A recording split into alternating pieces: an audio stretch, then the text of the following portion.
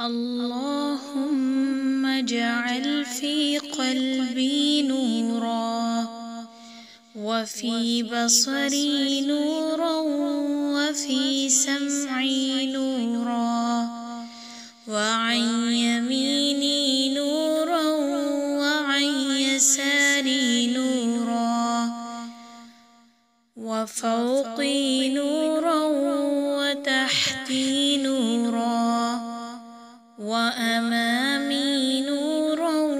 وخلفي نورا، واجعل لي نورا،